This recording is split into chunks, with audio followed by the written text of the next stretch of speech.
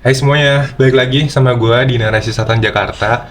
Gue udah lama ya nggak bikin video yang sendirian kayak gini. Biasanya tuh kan sama teman gue ajakin teman gue ajakin orang lain biar kesannya ngobrol. Tapi di video ini agak beda sama konsep YouTube ini. Di sini gue pengen cerita tentang kontrak atau MOU. Ini sekedar sharing pribadi gue aja sih buat ke orang-orang. Karena gue nggak kepengen orang-orang tuh ngulain kesalahan yang sama kayak gue dulu. Gue tuh dulu sering ngeliat orang tuh yang ini gue cerita dikit ya.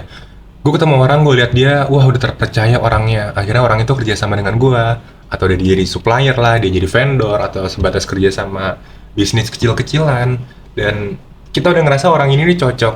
Kita ngerasa orang ini kayaknya nggak mungkin berkhianat deh, kayaknya nggak mungkin keluar dari omongannya deh. Omongannya kayak bisa dijanjikan gitu.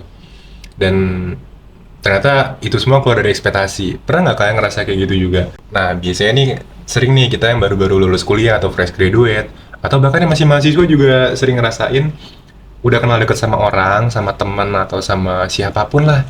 Akhirnya diajakin collab, bisnis bareng yuk, pernah nggak? Atau project bareng yuk? Atau misalkan, gue ada kerjaan nih, bantuin dong di sini. Nah, itu pasti kalian sering deh kayak gitu-gitu, ada tawaran-tawaran yang kalian tuh udah percaya di situ sama orang tersebut. Atau bahkan orangnya nge-persuade kita, persuade itu apa ya? Ngajakin, udah nggak apa-apa, nggak usah pakai kontrak, nyantai aja nyantai, nggak apa-apa kok, nggak apa-apa, karena nggak enakan gitu misalkan. Terus mungkin kita ngerasa, ah udah deh nggak usah pakai kontrak, orang gue percaya sama dia kok, dia juga percaya sama gue, ya udah kita saling percaya aja satu sama lain. Dan terjadilah akhirnya kerjasama yang tidak menggunakan kontrak kerja atau MOU gitu. Nah, biasanya kayak gini-gini tuh di tengah-tengah tuh ada kesalahpahaman. Kayak misalkan, oh transfernya kenapa nggak via bank aja, kenapa via e-wallet? Atau enggak misalkan, oh hak gue kayak nggak sampai situ deh, scope kerja gue nggak sampai situ kok. Tiba-tiba kok berubah di perjanjian awal, kok berubah dengan perjanjian awal. Karena itu semua tuh terjadi nggak ada pedomannya. Biasanya kontrak atau MOU itu dijadikan sebagai pedoman nih sama orang-orang. Nah, kalau kita kerjasama atau kita collab sama orang lain tanpa ada pedoman, kita kan nanti biasanya timbul kesalahpahaman di akhir kan. Kenapa antara pikiran gua dengan pikiran mitra gitu bisa berbeda. Nah, oleh karena itu, di sini video ini gue cuma mau nekenin aja, mau reminder aja ke kita-kita semua, penting lah menggunakan kontrak atau MOU, terutama kalau terjadi kerjasama-kerjasama nih yang kita anggap udah serius. Kalau kita anggapnya ya udah sekedar bantu-bantu aja, ya menurut gue sih nggak usah pakai kontrak kerja ya, tinggal kita ngomong aja ke orangnya. Gue nggak bisa full, saya nggak bisa full, saya bisa cuma bantu-bantu aja, karena ada kendala kayak gini. Tapi kalau kita mau diberlakukan secara profesional dan ditindak sebagai seorang profesional, langkah baiknya kita menggunakan suatu kontrak. Even orang yang udah percaya banget, misalkan teman, dosen, atau bahkan sekalipun itu orang yang udah punya nama di mata masyarakat dan perusahaan yang udah punya nama di mata orang-orang. Itu langkah baiknya sih menggunakan kontrak kerja atau enggak MOU lah minim-minim itu. Oh ya guys, ini bedanya kontrak kerja sama MOU. Jadi yang sepengetahuan gue ya dan sepengalaman gue, mungkin nanti kalian bisa cek lagi di Google. MOU itu sebatas buat perjanjian kerjasama antara gue dengan mitra gitu. Tapi kalau kontrak itu dia ada landasan hukumnya guys. Itu ada landasan hukumnya, ada materainya, bahkan kadang ada notarisnya di situ. Itu lebih punya landasan hukum kontrak dibandingkan MOU. Nah, MOU itu dijadikan biasanya sebagai pedoman, pedoman antara kita dengan orang lain, tapi tidak memiliki landasan hukum yang sekuat dengan kontrak. Itu bedanya MOU dengan kontrak. Kalau gue sih biasanya kalau kerjasama yang masih kecil-kecil, gue pakai MOU. Tapi kalau kerjasamanya udah menggunakan uang yang banyak dan stakeholder yang banyak, project yang gede, itu gue baru dari situ gue pakai kontrak. Jadi simpelnya gue dulu tuh pernah punya pengalaman, gue kerjasama dengan orang, orang itu udah gue percaya banget deh. Wah, gue ngerasa ini kayak nggak mungkin deh omongannya beda sama perjanjian di awal. Gue ngeliat dia juga udah kayak panutan gue dan profesional. Tapi tiba-tiba pas diajak kerjasama kok omongan dia tuh beda ya sama omongan di awal. Mungkin dia ngeliat gue kayak masih, ah fresh graduate ini bisa apa sih kamu? Pernah nggak ada nggak ya kalian kayak gitu juga? Ngerasa kayak kerjasama terus kayak direndahin gitu sama orang karena wah apa sih fresh graduate baru lulus kemarin ngerti apa sih?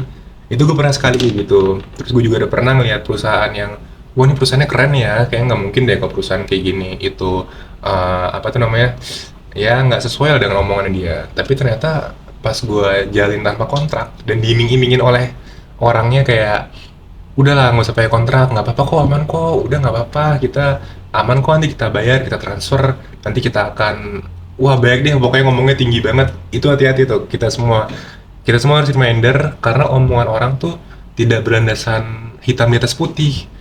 Nah, oleh karena itu nih, kontrak atau MOU tuh penting banget sebagai pedoman yang dilakukan dan tertulis gitu. Saat kita tuh melakukan kerjasama. Jadi sebelum melakukan kerjasama, ya itu bisnis atau kerja atau apapun itulah, itu ada pedoman tuh yang nunjukin, oh kita kerjasamanya job desk-nya dia ini, job desk gua ini, haknya dia A, hak gua B, ada kewajibannya dia, kewajibannya gua apa. Itu jelas tuh, ibarat kita jalan udah ada pedomannya. Jadi sewaktu-waktu nanti di akhir itu kita keluar dari perjanjian atau kita mau melakukan di luar dari pedoman, itu kita bisa tanyain guys, lo kan di awal janjinya kayak gini, kok beda, kenapa ada perbedaan nih, dan bisa didiskusiin. Nah itulah fungsinya kontrak kerja atau MOU sebagai pedoman dari kita melakukan kerjasama antara kedua buah mitra. Dulu jujur ya, gue tuh dulu nggak enakan kalau misalkan gue nagih kontrak ke orang. Tapi sekarang gue mikir, justru kalau gue nawarin kontrak ke orang lain sebelum melakukan kerjasama, misalkan gue udah tawarin kerjasama, gue ngajuin kontrak ke orang itu, atau sebaliknya, itu malah kita menunjukkan kalau kita tuh mau serius loh di kerjasama ini. Kita mau serius, akhirnya kita pakai kontrak. Kenapa? Karena ada tanggung jawab kita di situ, ada tanggung jawab pihak pertama, kedua, ada hak dan kewajiban di situ. Itu nandain kalau kita tuh benar-benar mau serius kerjasamanya, nggak main-main. Nah, itulah fungsinya kontrak atau MOU. Jadi sewaktu-waktu kedepannya gue akan ditawarkan kerjasama gitu. Ini kalau gue pribadi ya, gue bakal bilang, kita pakai kontrak aja yuk, kayaknya lebih enak deh, lebih jelas. Karena gue pengen banget serius nih kerjasamanya. Tapi kalau gue cuma sekedar mau bantu-bantu aja nih, gue bakal ngomong, gue nggak bisa kalau serius, paling cuma bisa bantu-bantu dikit aja. Jadi nggak pakai kontrak nggak apa-apa kok, tapi gue kan janjiin banyak ya di sini ya. Nah gue bakal ngomong kayak gitu. Jadi sebagai mitra tuh juga ngerti, oh Rehan posisinya tuh di sini sebagai bantu-bantu aja. Oh Rehan tuh kepengen diperlakukan secara profesional, jadi ada kontraknya, ada kejelasannya. Nah itu bakal ngebantu banget guys buat minimalisasi kesalahpahaman di akhir. Jadi semua jelas dulu nih di awal, semua jelas di awal, tertulis, disepakati kedua belah pihak, barulah akhirnya kita kerjasama. Contoh simpelnya kayak gini, kontrak itu sebagai kejelasan dari kerjasama antara kita dengan mitra kita sebagai pedoman.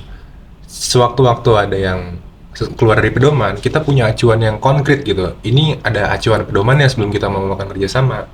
Kok keluar? Gimana ceritanya nih keluar dari kontrak kerjasama di awal? Nah, contohnya pembayaran gitu. Di kontrak atau di MOU itu biasanya tertulis jelas pembayaran via apa, dilakukannya kapan. Terus misalkan gue ngide, gue nggak mau via ATM, gue transfer via e-wallet aja. Terus tiba-tiba nggak masuk. Nah, gue nggak bisa protes ke mitra gue. Karena di kontrak tertulis jelas, mitra gue juga bisa nge-counter. Wah nggak bisa, ini di kontrak tertulis jelas pembayaran via ATM nih, kenapa transfernya tiba-tiba via e-wallet gitu kan.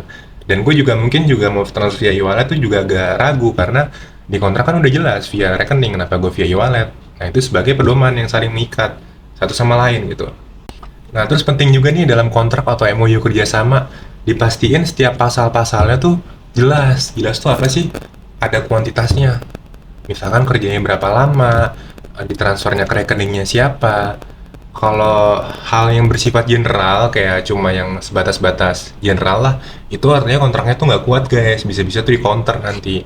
Nah, kalau yang ada kuantitas aja kayak 4 hari, 4 jam, berapa jam per hari, berapa jam per minggu, itu kan jelas semua. Nah, itu kalau gua rasa ya kontrak yang lebih jelas tuh ngerasa kita lebih punya tanggung jawab yang lebih pasti. Dan kita bisa ngukur seberapa besar skop kita dan hak kewajiban kita untuk kerjasama dengan orang itu. Dibandingkan kontrak tuh yang ngejelasin secara general, misalkan job desk gue tuh A, B, C, tapi nggak dijelasin secara detail, ini berapa lama kerjanya, berapa jam kerjanya apa aja, ada konsekuensinya nggak.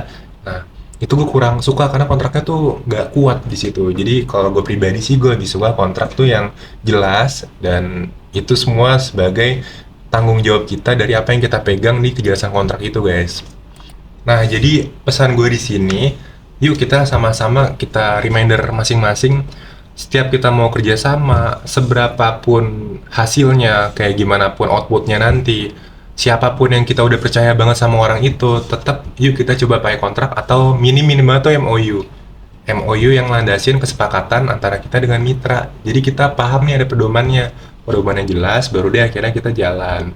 Itu kalau mau serius ya, tapi kalau nggak mau serius sih juga bisa sih ngomong, kita nggak bisa secara profesional gitu ya, bisa bantu-bantu aja atau volunteering. Jadi dengan kejelasan-kejelasan itu tuh kita ngejelasin ke mitra, mitra tuh ngerti apa yang mau kita terhadap mitra tersebut. Itu bakal ngebantu banget guys. Nah, kalau kamu sendiri gimana? Atau kalian semua deh, pernah nggak ada pengalaman tentang kontrak kerja kah, atau MOU, atau kerjasama dengan orang-orang yang membutuhkan kontrak, dengan adanya kontrak dan tanpa adanya kontrak? Kalau ada, boleh dong cerita-cerita dan sharing juga di kolom komentar. Kita bakal cerita soal kontrak kerja, apapun ya, kerjasama dan apapun itu di kolom komentar guys. Thank you, gue udah nonton videonya dan sampai ketemu di video berikutnya. Terima kasih.